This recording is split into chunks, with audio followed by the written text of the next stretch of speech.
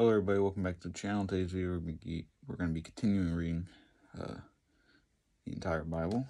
So, let's see where we start now.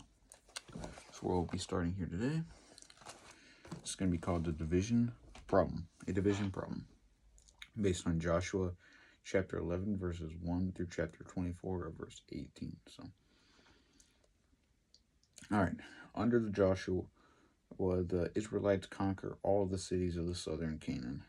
Then they go back to their camp at Gilgal, where Joshua learns that the northern kings are forming a great army.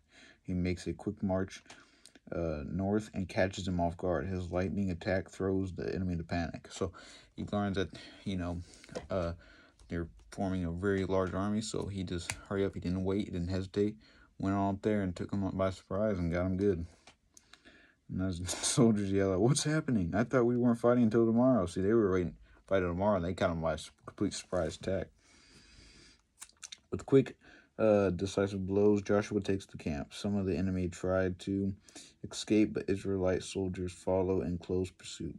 The fighting lasts throughout the day, but by nightfall, the enemy is in Joshua's hands. When the war is over, the Israelites rejoice and give thanks to God for their victories. Then Joshua calls the leaders to a special meeting. "We have won much of the land God promised us. It's time for us to divide it among the tribes." So they've conquered much of the promised land.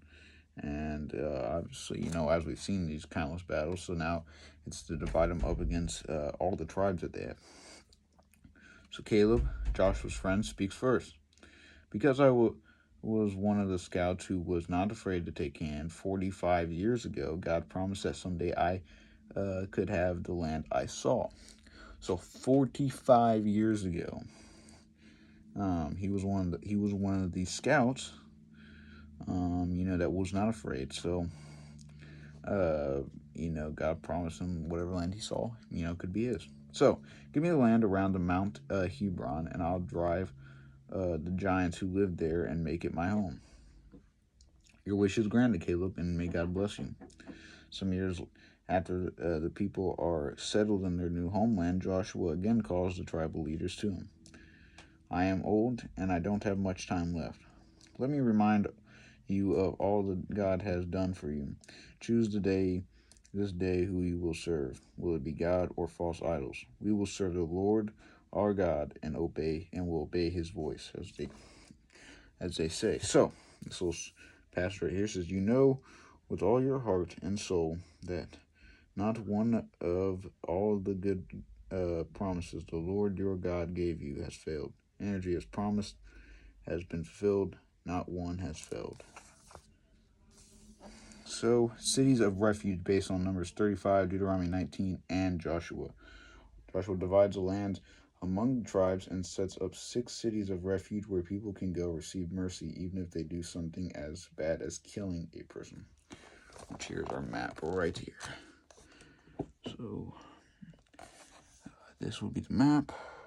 As we can see, here's the Dead Sea. It's the Sea of Galilee. It's kind of hard for me to read upside down. But yeah, so quite an interesting map there. Kedesh and Bezar and all that stuff. So now we will see what will be happening next as we go into Judge, the book of Judge. I believe we're actually getting close to Samson, maybe. Yes, we are. We're getting very close to Samson on tomorrow, which I've read a story before, of course.